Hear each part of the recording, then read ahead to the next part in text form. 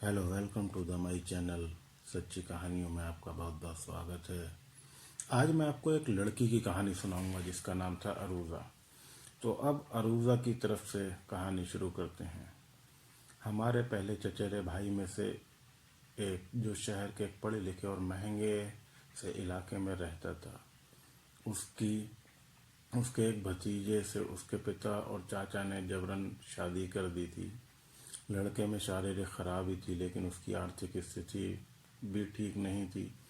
वह एक मामूली दुकानदार था और उसका घर पास की एक झुग्गी बस्ती की संकरी अंधेरी गली में था। किसी भी तरीके से कोई मेल नहीं था, लेकिन उसे घर का लड़का कहकर अपनी बेटी को एक जिंदगी की कड़वी सच्चाई की भट्टी में फेंक दिया गया था।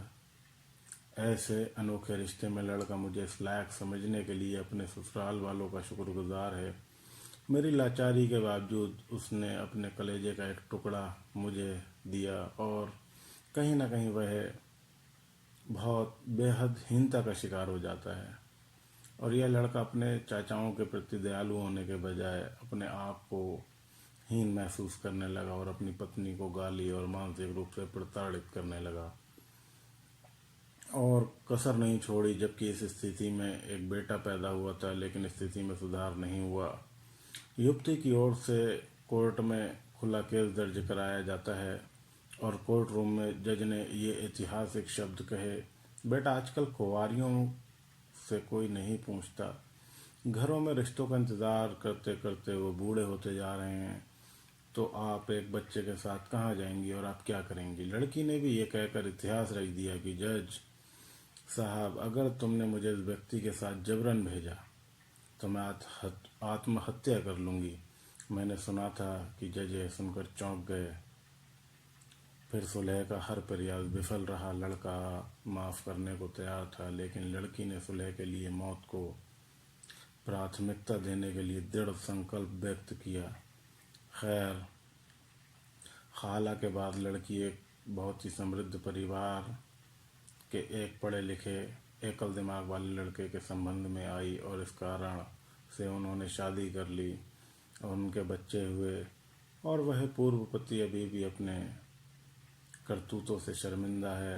उसके घर को बर्बाद करने वाली उसकी शरारती बहनें अपनी ही दुनिया में और अपने ही नशे में मस्त हैं और अपने भाई का सामना भी नहीं करती हैं। उसी तरह हमारे एक अन्य रिश्तेदार ने एक बहुत अच्छे परिवार की एक पढ़ी लिखी लड़की से शादी कर ली, जो अपने परिवार में एकमात्र आँख को फड़कने वाली थी। और उन दोनों को हंसते हुए देखकर ईर्ष्यालु माताओं और बहनों ने उन्हें अपनी साजिशों और बुरे कामों के साथ रहने से मना कर दिया, जब तक कि उनका तलाक नहीं हो गया। इस लड़की ने भी 1 साल के अंदर दूसरी जगह शादी कर ली, और 6 साल बाद भी वह घूम रहा है, कोई उसको घास डालने को तैयार नहीं है। अब बताओ, मैं नहीं जानती कि अब्बू ने एक कैसे बहुत ही सुंदर और उच्च कोटि के चचेरे भाई से शादी कर ली।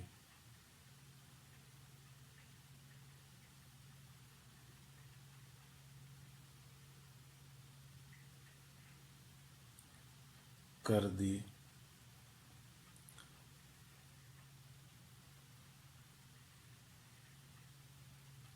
अब बताओ, मैं नहीं जानती कि अब्बू ने एक बहुत ही सुंदर और उच्च कोटि के चचेरे भाई से शादी कर दी।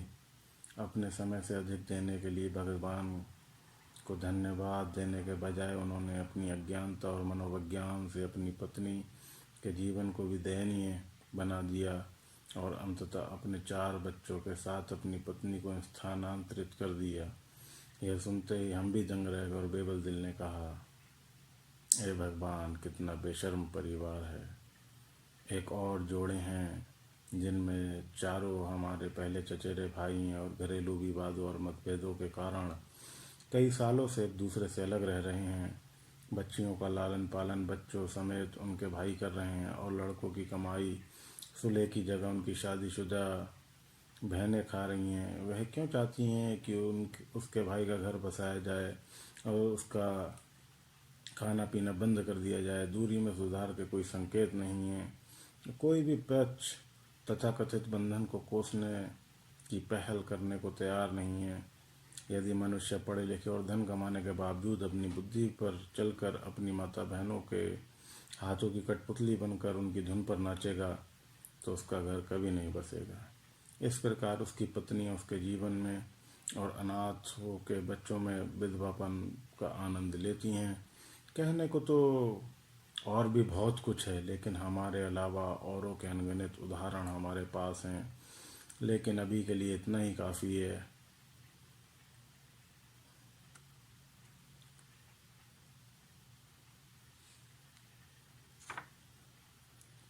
मैं अपनी इस कहानी में हमारे सुनने वालों के लिए एक मैसेज देना चाहती हूँ।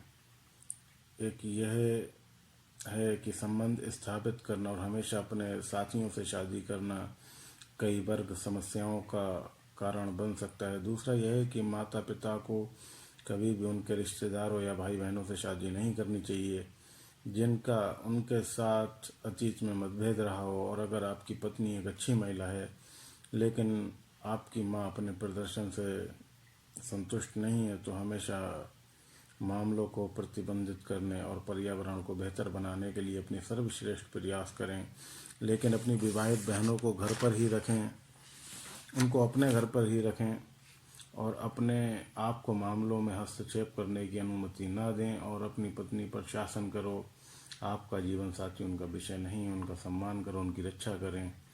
यदि आप इसे बहन कर सकते हैं और आपकी जेब अनुमति देती है तो एक अलग निवास की व्यवस्था करें और अपने स्वर्ग को पकाने के चक्र में पत्नी और बच्चों के संयुक्त नरक का ईंधन न बनाएं। एक भयानक स्थिति है जो लोग अपने पूरे परिवार का समर्थन करने के लिए एक विदेश देश में कड़ी मेहनत करते हैं और वो अपनी पत्नी और बच्चों को अपना जीवन जीने की अनुमति नहीं दे सकते हैं। वे केवल त्याग करना जानते हैं, रिश्ते और जिम्मेदारियों को संतुलित करना नहीं। बस इतना जान लो कि जहाँ ईश्वर का भय नहीं वहाँ न्याय नहीं। ये कहानी थी अरूजा की। दोस्तों, आपको कहानी कैसी लगी? अगर पसंद आई हो तो लाइक और कमेंट शेयर ज़रूर करिएगा। मुझे दीजिए इजाज़त। बहुत बहुत शुक्रिया।